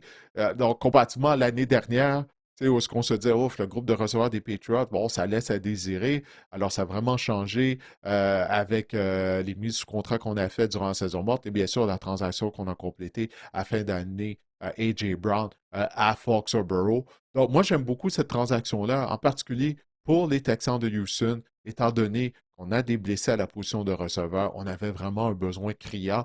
Puis on veut aller chercher un joueur qui est quand même talentueux, qui a démontré des belles choses l'année dernière. Et Boutte est un joueur en ascension parce qu'il est encore jeune. Alors ça, c'est intéressant là, pour Houston, je trouve. Il a été repêché en 2003, Boutte, avec la 187e sélection au 2023, oui. total. Oui, j'ai dit 2003. Du repêchage de Ouais. 2023. Et Jalen Reed, sais-tu à quel rang il a été sélectionné en 2025? Non, je ne sais pas. Le 187e même aussi. rang? Donc, Ah exactement. oui. Si je t'en parle, c'est parce que c'était la même. Donc, des joueurs qui sont transigés, qui ont été repêchés avec au même rang. C'est quand même fascinant. Mais tu parlais de Keyshawn Boutte, 33 catchs, 551 verges, 6 touchés la saison dernière, ciblé 46 fois. Dans le cas de Jalen Reed, un seul départ, a disputé 8 matchs. Lui aussi, là, c'était une recrue la saison dernière. Boutte en était à sa troisième saison avec les Pats. J'ai hâte de voir, moi, ce que ça va donner du côté des Pats aussi, parce que tu en as parlé. On est une équipe qui s'est rendue au Super Bowl, Didier, puis on a complètement revampé notre groupe de receveurs. C'est quand même rare qu'on voit ça. Là, c'est la chose à faire, parce que c'était une des faiblesses de cette équipe-là. On en avait parlé l'année dernière, donc on s'est amélioré. Ben, est-ce que ça veut dire qu'on va obtenir une meilleure fiche que l'année dernière? Pas nécessairement, étant donné que le calendrier est beaucoup plus difficile pour les Patriots à la Nouvelle-Angleterre. Et on a un manque de profondeur également du côté des Patriots. Regardez les propos qu'avait tenus Mike Vrabel la semaine dernière lorsqu'on lui a demandé bah, pourquoi tu n'as pas fait jouer tes partants lors du match préparatoire. Il a dit, ben, essentiellement, qu'est-ce qu'il a dit? C'est qu'il ne voulait pas risquer de blessure parce qu'il trouve qu'on manque de profondeur au sein de l'équipe. Alors ça, on va garder ça en tête. Là. Les Patriots sont des blessés. Est-ce que les réservistes vont être en mesure de faire du bon boulot? Vrabel l'a dit lui-même, qu'il y a un manque de profondeur au sein de son équipe. Parenthèse, Mike Vrabel, là, les Patriots, opération relations publiques 101, 101, comment calmer une tempête. Hein? On n'en entend plus parler de cette histoire-là. C'est fou à quel point, là, euh, c'est fou à quel point les Pats. Moi, j'ai trouvé que c'était une opération c'était du génie. C'était génial comme opération de relations publiques dans cette histoire-là. C'est juste ça que je voulais ajouter. Je trouvais Ouais, tu que veux c'est dire dans ça. l'histoire de Diana Rossini? Ouais, exact, exact. Je trouve Ouais. qu'on Ben, c'est a qu'il y a du manié ça de football main de maintenant. maître. Tout ça, Ouais. je n'irais pas si loin que ça. Maintenant, il y a du football, Marc-André, fait qu'il y a une distraction. Tout ça, ça s'est passé durant la Ah. saison morte, qu'on n'avait rien à parler, fait que là, tout le monde en va embarquer. Puis c'est vrai que c'est une histoire qui n'avait pas de bon sens. Mais là, quand l'entraînement a commencé, A.J. Brown porte l'uniforme des Patriots à tous les jours sur les réseaux sociaux des Patriots. On met des vidéos de belles spirales au ralenti qui atterrissent dans les mains de A.J. Brown. Là, tout est oublié là, du côté des partisans des Patriots de la Nouvelle-Angleterre. Alors, c'est ça, tu sais.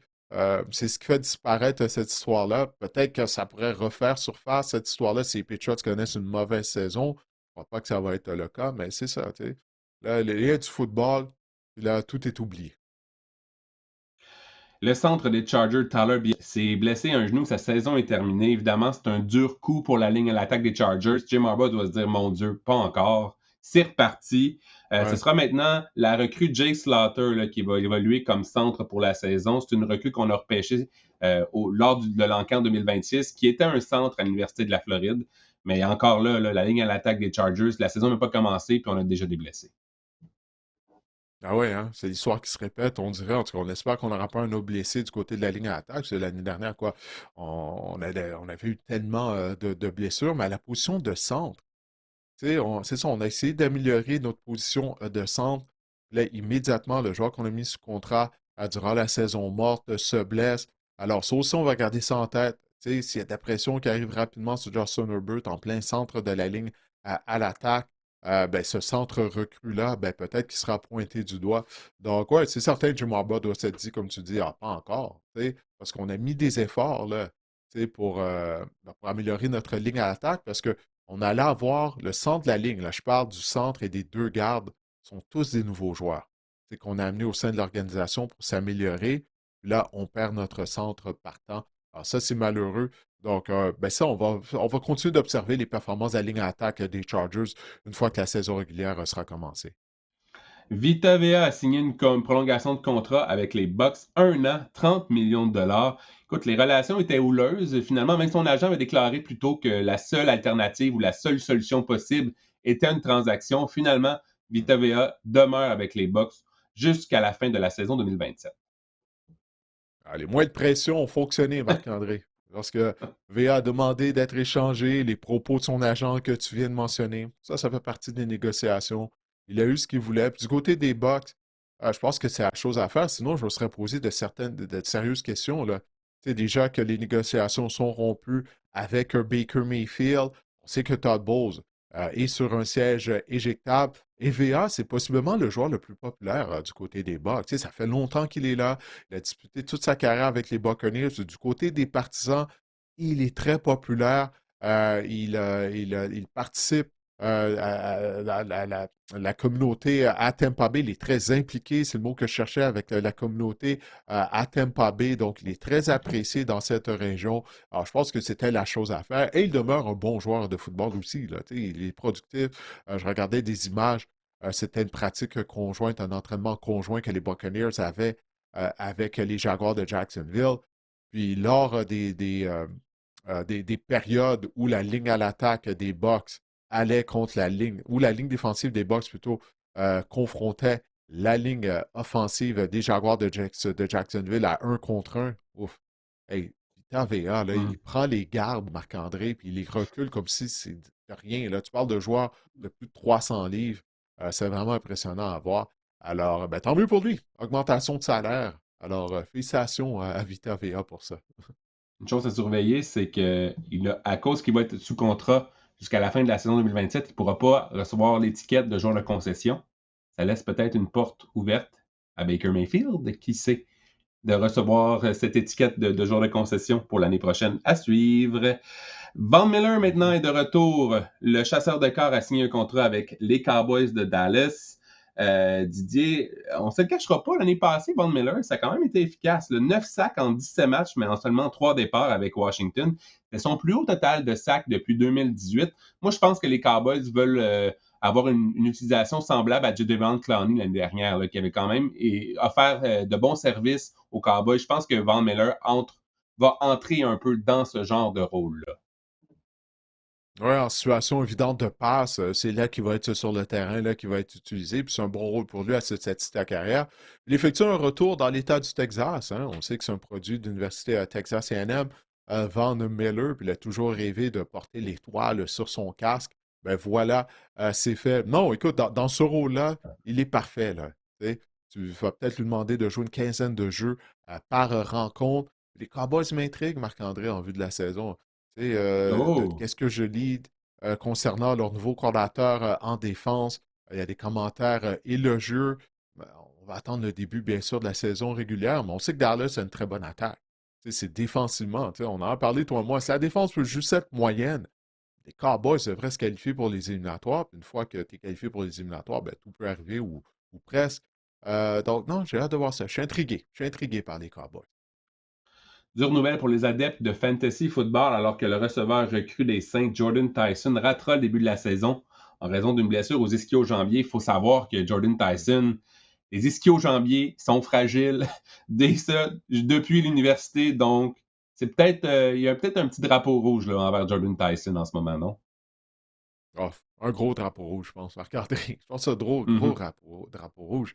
Parce que ça, son historique de blessures dans les rangs universitaires, puis il connaissait tout un camp. Il connaissait tout un camp, Marc-André. Tu sais, je lisais un article d'un journaliste qui couvre les Saints de la Nouvelle-Orléans, puis on disait de lui, il n'était pas juste le meilleur receveur de passe depuis le début du camp d'entraînement, qu'il était le meilleur joueur des Saints, à toute position confondue, là, depuis le début du camp d'entraînement. Puis là, il va arrêter une bonne portion du début de la saison. Puis, tu sais, pour un receveur de passe recrue, tu sais, en tout cas, j'ai hâte de voir quand est-ce qu'il sera en mesure de revenir au jeu. On parle d'une absence de plusieurs semaines. Peut-être que ça va foutre en l'air carrément sa saison recrue. C'est vraiment malheureux. Puis, du côté des Saints, notre autre receveur de premier plan, Chris Olave, lui aussi, il a un historique de blessure avec les commotions cérébrales. Tu sais, donc là, on pourrait se retrouver sans notre receveur numéro un et notre receveur numéro 2 euh, potentiellement du côté des Saints, tu sais, si Olave se blesse à nouveau. Moi, je choisis les Saints pour terminer au premier rang de la section sud de la nationale. Ah, cette nouvelle-là de Jordan Tyson, j'aime pas ça, mais on a pris une chance au repêchage en le sélectionnant. On était au courant de son historique de blessure. Là, c'est malheureux que ça refait surface, tout ça. Derrière Olave, évidemment, on a les rapprochés de Joanne Johnson, qui a été productif quand même l'année dernière. Mais après ça, là, Devon Valley, Bryce Lance, le petit frère de Trey, et Barian Brown, entre autres, sont les autres receveurs. Je ne serais pas surpris, là, après la vague des dernières coupures, qu'on regarde pour peut-être ajouter un autre receveur de passe du côté des Saints Ouais. de la Nouvelle-Orléans. Les Falcons ont mis sous contrat le vétéran chasseur de cases Darius Smith, qui sort de la retraite. La retraite aura été de Encore. courte durée. Il avait joué On dirait 5 à matchs chaque avec les saison, ils sortent de la Eagles. retraite. Est-ce que je me trompe? Exact. Je sais pas. Il a joué 5 matchs avec les Eagles l'année dernière avant d'annoncer sa retraite en octobre. Le contrat est d'un an, 6 millions de dollars, peut aller jusqu'à 8 millions avec des bonnies. L'affaire, c'est que les Falcons en ont vraiment besoin. Nos chasseurs de corps, rien ne va plus. Jalen Walker, déchirure du ligament croisé antérieur, sa saison est terminée. Et James Pierce sera suspendu, évidemment, pour les 8 premiers matchs. Donc, c'est un besoin criant sur la ligne défensive. Hey, c'est vraiment dommage pour les Falcons. Tu sais, lors des 20 dernières années, ils étaient l'équipe qui avait récolté le moins de sacs du quart. C'est des raisons pour lesquelles on avait utilisé des ressources au repêchage, pas plus tard que l'année dernière, en sélectionnant Walker et Pierce. On avait finalement solutionné ce problème-là qui durait depuis très longtemps. Puis là, les deux ne seront pas là. Walker, comme tu viens de dire, va rater toute la saison. Pierce va rater la moitié du calendrier. Alors, c'est la raison pour laquelle on a mis sous contrat Darius Smith. On n'a plus de chasseurs de cartes du côté des Falcons. J'ai peur que ça va être une longue saison à Atlanta, Marc-André. Parce qu'en plus de ça, je ne sais pas si tu as vu la performance de toi, Tango Viola, Ouais, depuis le début du camp je d'entraînement. m'en C'est allais je m'en désastreux. allais te relancer là-dessus. Ah, Marc-André, c'est un désastre. C'est tellement un désastre. Malgré le fait que là, Michael Penix, plus tôt cette semaine, finalement, les médecins ont dit qu'il peut participer aux portions 11 contre 11. Donc, quand l'attaque va contre la défense durant des entraînements, toi est tellement mauvais là, depuis le début du camp d'entraînement qu'on, que malgré le fait que Penix était blessé, on n'a pas nommé toi carrière partante parce qu'on s'est dit ça n'a pas de bon sens, qu'il en arrache trop. Donc là, il semble que ça pourrait être Penix qui va être le carrière partant au début de la saison régulière, malgré le fait qu'il a raté une grande portion du camp d'entraînement et qu'il se remet toujours d'une blessure à un genou. Regarde, ça me laisse sans mots, là. Le fait que toi n'a pas été en mesure de s'assurer du poste de carrière partant, alors que Penix était limité lors des entraînements. J'ai vu passer sur Twitter X, ça disait toi, Tonga Baloy est en bataille avec lui-même, puis il va perdre la bataille, imagine-toi donc. Ouais, ouais, ça se résume à ça, essentiellement, pour de vrai. Il n'y avait Mais aucune oui, compétition. les Falcons, la défense tombe en pièces, on a des problèmes. L'attaque, écoute, je veux pas, tu sais, on aime Mathieu Bergeron, c'est un Québécois, écoute, mais oui. On a une bonne ligne. On a Bijan Robinson, on a Drake London, on a Kyle Pitts. On a quand même une bonne ligne à Ouais. l'attaque, puis ça s'arrête pas mal, là. Ouf, écoute, au moins Mathieu a signé sa prolongation de contrat il y a quelques semaines, là. Donc, c'est ça. Au moins, il va pouvoir se réconforter avec ça. Mais ça augure mal pour les Falcons. C'est malheureux, encore une fois. Ça regarde pas bien du côté d'Atlanta. Ouais, qu'est-ce que tu as Didier, dit? je voulais terminer avec une nouvelle. Attends un peu, j'ai quelque chose pour toi. Je sais pas si on entend bien. Oh, ça vient de sortir, quoi? Non, attends. Ah, ça, c'est pour Allen qui, là? Tu joues Robinson Sarah a annoncé McLachlan? sa retraite. A annoncé Ah la oui, ton retraite de gars. Ben Allen oui, c'est Robinson. ton gars, Les ça. manches longues. Le gars qui avait des On les manches verra longues plus. dans un dôme, qui avait des manches longues quand il faisait 30 degrés, qui avait des manches longues quand il faisait moins 30 degrés. Disputé 11 saisons On dans receveur dans la favori, c'est ça? NFL, Didier. Exact. Mon receveur favori. Grosse saison en 2015, par exemple. 14 touchés, plus de 1400 verges, alors que les Allen, là, faisaient la pluie et le beau temps avec les Jags. Allen Robinson et Allen Hearn, si on s'en souvient. Ouais. Je voulais juste mentionner là, Allen Robinson, un de mes favoris, un favori du podcast qui a annoncé sa retraite. Alors voilà, je voulais conclure le Ouais. bloc actualité avec ça.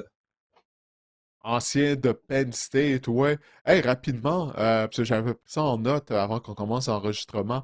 Alex Pierce, le receveur des Colts, il boite toujours. J'ai vu des images de lui qui marchait lors de l'entraînement d'hier des Colts, Marc-André, puis sa jambe gauche, là, tu voyais là, qu'il boitait Mais on dit en qu'il va s'entraîner marchant. cette Donc, semaine.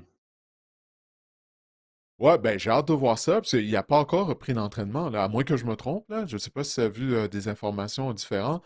Moi, j'ai vu une vidéo de lui, il marchait en boitant. Donc ça augure mal, il me Ceci semble, hein. dit, ceci dit, Malik Neighbors, parlant de joueurs qui boitaient, écoute, on Ah, dirait lui, ouais. qu'il est devenu. Ça va super bien, Malik Neighbors. Je suis très confiant qu'il va jouer au premier match finalement. Il a l'air en parfaite santé. C'est fou la progression, quoi, l'espace d'un mois. Oui, oui, non, définitivement, là, apparemment, il paraît bien lors du camp d'entraînement. Il y a Brandon London, l'ancien receveur de passe des Alouettes, qui, lui, ben, travaille pour les Giants, puis il couvre les activités quotidiennes des Giants pour leur site web. Puis il est allé publication sur ses réseaux sociaux. On voit Neighbors courir des tracés de passe. Il a l'air en grande forme. On va suivre Alex Pierce au cours de la semaine. Donc, toi, tu me dis, tu as lu qu'il devait reprendre l'entraînement cette semaine. Moi, j'ai vu qu'il boitait. Donc, on va suivre ça, là. Parce que du côté des Colts, on pourrait rapidement avoir un manque de profondeur à la position de receveur. Si Pierce n'est pas en mesure d'entamer Bon, on la a Keenan saison Allen, Didier. régulière. Ben oui, c'est vrai, c'est vrai, ben oui, c'est vrai, on a mis ce contrat à Keenan Allen. Alors, ouais, ben, Qui a quand pas le même même un genre de lien receveur avec qu'Alec Pierce, hein? quand même un lien avec Shane Steichen, là, qui était dans l'organisation des Chargers lorsque Keenan Allen a connu ses meilleures saisons. Donc, il y a quand même des affinités aussi à voir. Écoute, si Alec Pierce manque le début de la saison, je pense que Keenan Allen pourrait recevoir de l'attention là, de la part des cadres des coachs de Daniel Jones en début de saison. Et je crois qu'il est comme à 47 catchs du troisième rang de l'histoire pour les réceptions aussi dans la NFL. Ça sera à surveiller. Oui, mais ça serait une mauvaise nouvelle pour les Colts. Parce qu'on n'a pas Ouais. d'autres. Alec Pierce, c'est essentiellement c'est notre receveur numéro un maintenant, là. On s'entend. Puis là, tu vas avoir personne pour étirer verticalement les défenses adverses parce que Keenan Allen n'a jamais été un marchand de vitesse. Puis là, sur cette carrière, de sa carrière, il est plus lent que jamais. Tu sais, 8 ou 9 verges en moyenne par réception. Ben, pour les Colts, pour qui c'est une année de vérité, on le rappelle, notamment pour le DG Chris Ballard, ça va pas dans la bonne direction là, en ce moment, là, j'ai l'impression. Écoute, Marc-André, on va se tourner vers le fantasy football, où on va parler de joueurs qui semblent être en ascension depuis le début des matchs préparatoires. Il y a des joueurs qui jouent très bien. Il y en a d'autres pour qui ça va moins bien également. On va commencer de façon positive avec les joueurs qui, selon toi, sont en ascension depuis le début des rencontres préparatoires. Tout à l'heure, j'ai mentionné le nom de Mike Washington, le demi à l'attaque recrue des Raiders. Il fait partie des joueurs que tu as ciblés, qui, selon toi, sont en ascension, là. Évidemment, c'est fut l'état de panique là, à la suite de la blessure de Ashton Genty. Mike Washington a bondi de 40 places dans les rangs fantasy, dans les repêchages là, au cours du dernier Wow! week-end. Par contre, je pense que ça va s'estomper parce que justement, on dit que la blessure à Ashton Genty est moins grave qu'anticipé. Par contre, Mike Washington a connu quand même des courses explosives. Il y a une course de 33 verges la semaine dernière, puis une course de 53 verges lors du premier match préparatoire. On voit que du juice, comme on dit, Mike Washington. Premier pour les verges après contact dans toute la NFL en match préparatoire. Ce n'est que des statistiques de match préparatoire, j'en conviens, mais quand même, ça prouve à quel point c'est un gars qui est imposant physiquement, qui est solide. Est-ce que c'est un partant de location pour la première semaine? Peut-être. Moi, je pense que sans doute, il va être le partant pour la prochaine. Moi, je pense pas que Ashton Jeanty va jouer la semaine numéro 1, mais ça, c'est juste moi pour le moment. Donc, je pense que Mike Washington pourrait être une option intéressante, évidemment, à juste prix. Maintenant, où est-ce qu'on repêche Mike Washington? C'est la grande question. Je pense que pour un porteur de location, peut-être 7, 8e ronde. Il arrive avec les joueurs auto comme les Marshawn Lloyd de ce monde, les peut-être Blake Corum avant, mais Marshawn Lloyd, tu sais, les bonnes polices d'assurance dans la NFL. Même chose de Marshawn Lloyd avec les Packers. Peut-être que Josh Jacobs va rater aussi le début de la saison. Il devient intéressant à ce niveau-là. Mais tu portes à croire que Mike Washington, finalement, est un peu sorti de nulle part. Il va s'avérer peut-être être l'une des meilleures polices d'assurance dans la NFL à la position de porteur de ballon cette saison. Ouais, puis même si disons que Genty commence le début de la saison, là, qu'il est présent dans la première semaine d'activité, moi je pense que Washington va avoir une valeur, parce que j'ai l'impression qu'on va miser sur notre jeu. Ça, du moins, on va essayer du côté des Raiders, Marc-André, peu importe quelle carrière, c'est Cousins ou Mendoza, parce que je voyais, je regardais à Clint Kubiak lorsqu'il s'adressait aux médias l'autre jour, puis il disait, écoute, jusqu'à présent, il n'y a aucun receveur qui s'est élevé, qui ressort du lot. Alors ça, c'est un problème. Tu sais, quand tu as Jalen Naylor comme potentiellement comme receveur numéro 1, Jack Bech, receveur de deuxième année, mais il n'y en a aucun qui s'est mis en évidence depuis le début du camp d'entraînement. Alors ça, tu sais, c'est peut-être une indication qu'on va essayer de miser Et, sur nos deux porteurs de ballon qui sont talentueux. et Clint Kubiak, là, on se rappelle l'attaque des Seahawks au sol, 3e dans la NFL l'année dernière au sol, Ouais, et utilisation de 2 porteurs de ballon aussi durant presque la totalité de son séjour avec les Seahawks. On se ben souvient le ouais. duo Walker-Charbonnet. Moi, je pense que Washington, justement, grâce à ces performances-là, il pourrait. Tu sais, peut-être qu'on pensait au départ que Ashton Jeanty allait avoir, je sais pas moi, 80% du travail. Peut-être qu'on va descendre à 60-40 ou 70-30, justement parce que Ouais. Washington, on voit qu'il peut être efficace. Ouais, il force la main des entraîneurs là, à lui trouver un rôle au sein de l'attaque, là, je le crois sincèrement. Maintenant, Jacoby Lane, receveur de passe, Oh! anciennement de USC, receveur recru, qui fait sensation à Baltimore depuis le début du camp d'entraînement et même lors des rencontres préparatoires. On parlait de John Stribling, là, mais Jacob Lane, c'en est un autre. Là. Bon, de 46 Hmm. places, et je pense que ça commence à être justifié lui aussi dans son cas. On dit que c'est la vedette au camp des Ravens. Il y a même un reporter des Ravens qui couvre les Ravens. J'ai vu passer ça sur les réseaux sociaux qui disait en 27 ans de couverture des Ravens, il n'a jamais vu un joueur comme Jacob Lane connaître un camp aussi phénoménal que ça. Ouais, j'ai vu ça Les, aussi, ouais. les critiques sont dithyrambiques à son endroit, s'entraîne déjà avec les partants et on sait ce qui peut arriver avec Rashad Bateman. Il y a peut-être une suspension potentielle à l'horizon qui pointe pour lui aux prises avec des problèmes hors terrain de violence conjugale. Donc moi, je pense que Jacoby Lane, là, on parlait dans la vie des fois que des fois, c'est pas juste le talent qui compte, c'est les opportunités. Je pense que Jacoby Lane, il y a une opportunité ici à saisir là, dans l'attaque des Ravens avec Lamar Jackson aux côtés de Zay Flowers. C'est le receveur numéro 50 en ce moment, mais écoutez, si la tendance se maintient, il va encore grimper dans les classements fantasy dans les prochains jours. Du côté des Packers de Green Bay, Matthew Golden avait été un choix de première ronde en 2025. Ça a été long. On ne lui lançait pas le ballon, en fait, l'année dernière. C'est comme ça, on avait trop de receveurs. On ne l'utilisait pas beaucoup. Il a finalement inscrit le premier touché de sa carrière en éliminatoire. Donc, il n'a toujours pas de touché officiellement en saison régulière. Mais on connaît un excellent camp d'entraînement. Exact. Et il est devant Jaden Reed dans les formations à 2 receveurs de passe. Donc, on utilise et Matthew Golden et Christian Watson. Les gens vont dire après, par contre que Jaden Reed, bon, sa grand-mère est décédée, il était au funérailles de sa grand-mère ou de son grand-père.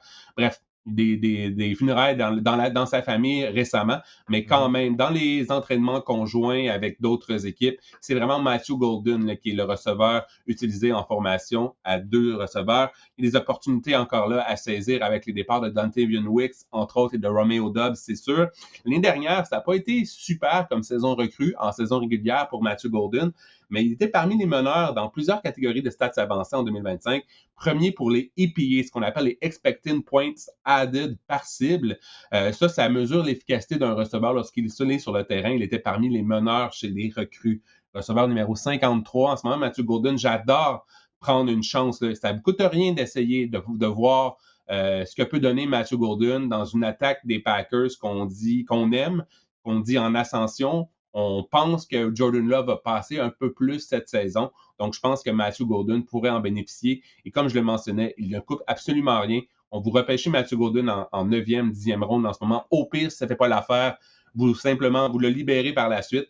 Mais je pense que Matthew Golden là, pourrait rapporter gros si, justement, là, on se met à lancer davantage le ballon à Green Bay.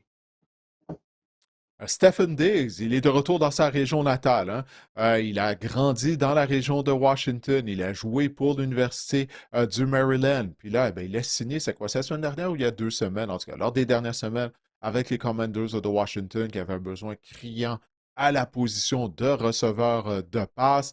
Alors, comment ça se passe pour lui, là, justement, depuis qu'il s'est joint avec les Commanders? Est-ce que tu penses qu'il va avoir une valeur au cours de la saison en termes de fantasy?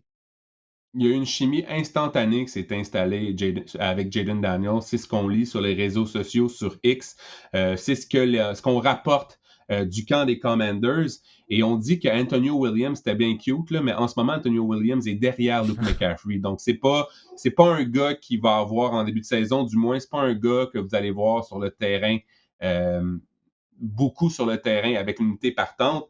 J'ai hâte de voir Stéphane Diggs. Est-ce qu'on va l'utiliser davantage? Parce que l'année dernière, il a récolté 1000 verges, 1013 pour être exact, 85 réceptions, mais il a disputé seulement 53% des jeux avec les Pats. On avait une belle rotation à la position de receveur. On avait beaucoup de receveurs de passe du côté des Pats. Maintenant, avec les Commanders, on n'a pas vraiment cette profondeur-là. Si on utilise un gars comme Diggs, 75% des jeux, voire 80% des jeux, je pense qu'il y en a encore dans le réservoir. Je ne sais pas qu'est-ce que tu en penses, Stéphane Diggs, Didier. Alors, si on utilise davantage, en ce moment, c'est le receveur numéro 41. On le repêche autour des gars comme Michael Wilson, Wandale Robinson.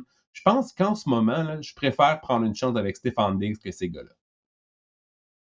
Non, je vois ça comme toi, parce que Diggs, écoute, il nous a prouvé l'année dernière qu'il avait encore l'essence dans son réservoir. Il ne faut pas oublier qu'il revenait d'une blessure à un genou en plus l'année dernière. À ce stade de sa carrière, il a tout de même atteint la marque des 1000 verges. Puis il va être la deuxième option. Terry McLaurin va demeurer le receveur numéro un. Puis dans ce rôle-là, Stephen Diggs est capable de faire le travail là, contre les demi de coin numéro 2 ou numéro 3 des équipes adverses. C'est un vétéran. Alors oui, non, je vois ça du même œil que toi aux côtés de D. Je pense qu'il va vraiment avoir une valeur au niveau du fantasy football et également au niveau du vrai football pour les Commanders de Washington. Les Dolphins de Miami, il semble que leur attaque, c'est un désastre lors du camp d'entraînement, du moins lorsqu'on lit les propos des gens qui suivent leur activité quotidienne. Mais malgré tout, tu penses qu'il y a un joueur que ça vaut la peine d'avoir dans notre mire lors de notre pêchage fantasy football? L'ascension n'est pas encore commencée dans le cas de Chris Bell, mais je veux juste Ah, OK. vous donner vous mettre en garde à quel point que ça pourrait exploser Chris Bell. C'est un gars, pour le rappeler, c'est un gars qu'on a repêché après Caleb Douglas en quatrième ronde, si ma mémoire est bonne. Douglas, c'est un choix de deuxième ronde, de troisième ronde, pardon. Mais c'est le gars qu'on dit, c'est un énorme talent. On dit de Chris Bell qu'il aurait été un choix de première ronde s'il n'avait pas été blessé à l'université l'année dernière.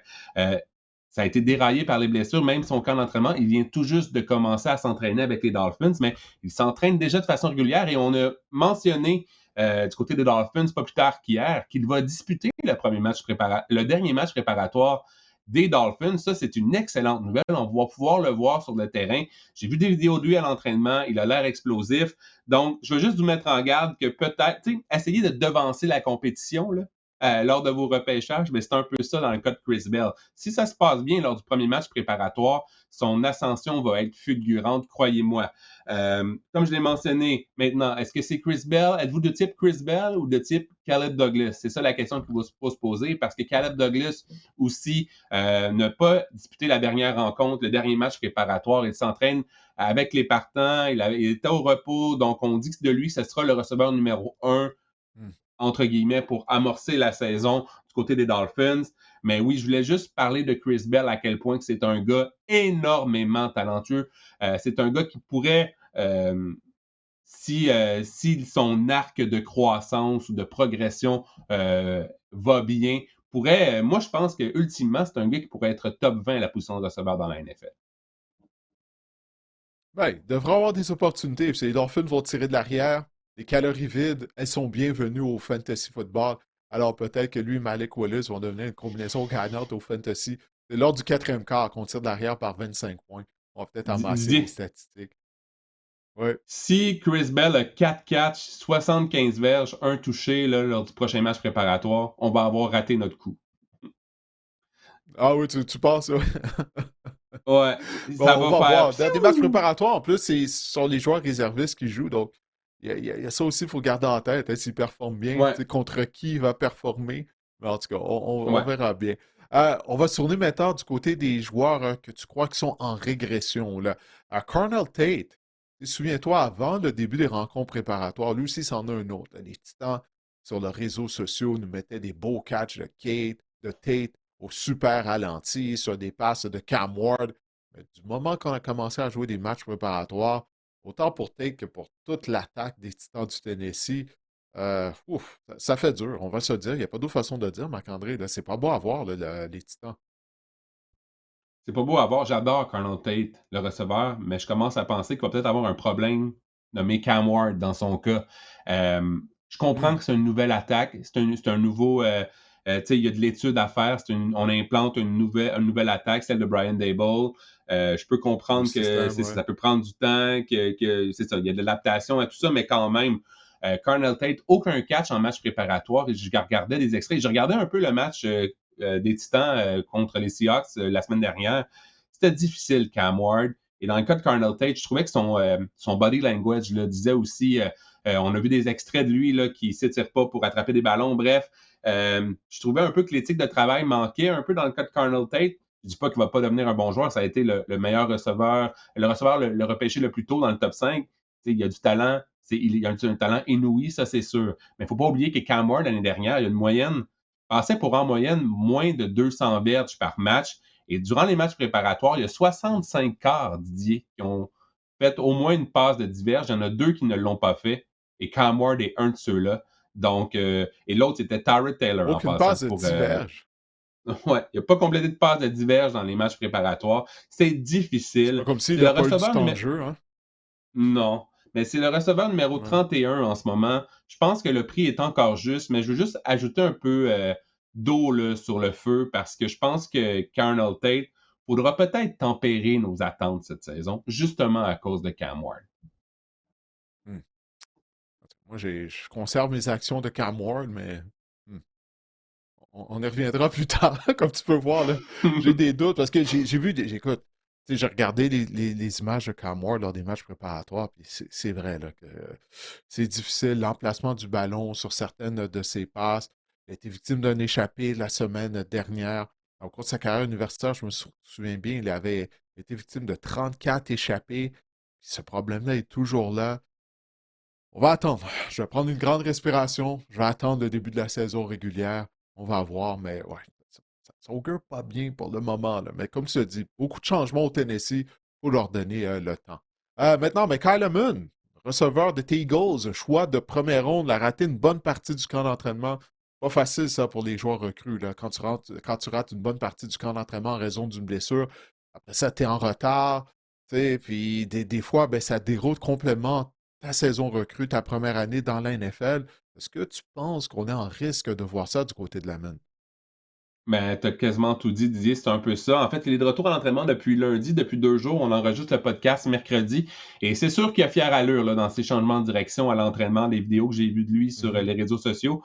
Mais je me questionne sur le fait, c'est justement, est-ce que justement le fait d'avoir manqué autant de temps au camp, souvent pour un receveur recru, c'est coûteux en début de saison, à quel point McCall va être important au niveau fantasy. En fait, c'est quand est-ce qu'il va être important en cours de saison au niveau fantasy. Blessure aux ischio-jambiers, ça aussi, ça peut traîner aussi ou ça peut revenir durant Ouais. pratiquement tout le camp jusqu'ici. Il y a l'émergence aussi de Dante Bionwick, ce qu'on dit au camp des Eagles, qui connaît un bon camp. Évidemment, il y a une familiarité, là, il y a une affinité avec Sean Mannion. Les deux proviennent du système des Packers. Ça peut peut-être justement là, jouer en sa faveur de Dante Bionwick, qui connaît un bon camp du niveau chez les Eagles. On dit que c'est le receveur numéro 2 pour amorcer la saison. Fait que c'est ça. Je me questionne si justement Michael Lemon n'aura pas un rôle limité pour amorcer la saison. C'est le receveur numéro 61 en ce moment. On peut le repêcher au 200e rang. Il est passé en fait du 96e au 200e rang. Il risque de revenir à une position plus respectable au cours des prochains jours. J'ose espérer qu'on va peut-être le voir dans le dernier match préparatoire du côté des Eagles, juste pour lui donner peut-être un peu de temps de jeu, mais quand même, en ce moment, Michael Lemon, il était un peu mort et enterré, on n'avait pas trop de nouvelles. De le revoir sur le terrain, il va grimper, mais il avait beaucoup, beaucoup régressé là, au niveau fantasy au cours des dernières semaines. Ouais, il est en retard. C'est dommage, il a raté tellement d'entraînement lors du camp en raison de cette blessure aux ischio-jambiers. Randy Gatson des Chargers de Los Angeles, l'année dernière, c'était sa première année dans l'NFL. Il a eu de bons moments, tu sais, une période de quoi? De 3-4 matchs où il avait été très productif. On se disait, waouh, il y voit un bel avenir. Mais là, il ne semble pas connaître un bon camp, là. The Great Gadsden, c'est plus vraiment ça en ce moment. Il joue avec les réservistes. Il est clairement derrière David Njoku et Charlie Collar, qu'on a acquis aussi durant l'entre-saison. Le problème, c'est que Collar et Njoku sont un bien meilleur bloqueur que lui. Et dans le système de Mike McDaniel, c'est ultra important de bien bloquer. Et c'est ça un peu qui joue en la défaveur de Oronde Gadsden. Ou même, si on se rappelle, là, avec les Dolphins, Mike Gesicki, c'était pas un excellent bloqueur, ben, il était un peu plus effacé dans le système de Mike McDaniels à l'époque. Donc, c'est un peu ce qui arrive, selon moi, avec Oronde Gadsden. C'est l'allié rapproché numéro 24. Pour moi, je n'y touche pas du tout jusqu'à preuve du contraire, à moins d'une blessure. Ça va être un gars que vous allez peut-être pouvoir aller chercher sur votre fil de joueur autonome avenant des blessures en cours de saison. Mais oui, c'est bien triste parce qu'il avait démontré, comme tu l'as mentionné, de bons flashs la saison dernière. Ouais, ben voilà, Marc-André, écoute, on a fait le tour pour ta chronique Fantasy Football et pour cet épisode du podcast Le Sac du Car. Je remercie pour ta contribution. Je remercie bien sûr Guillaume, sans qui rien ne serait possible. Encore une fois, je vous invite à aller écouter nos avant-goûts de division de la NFL si vous ne l'avez pas encore fait, que ce soit via la chaîne YouTube ou tout simplement de façon audio où vous écoutez vos podcasts. Alors, j'espère que cet épisode du podcast Sac du Car vous a plu. On sera de retour la semaine prochaine. D'ici là, portez-vous bien.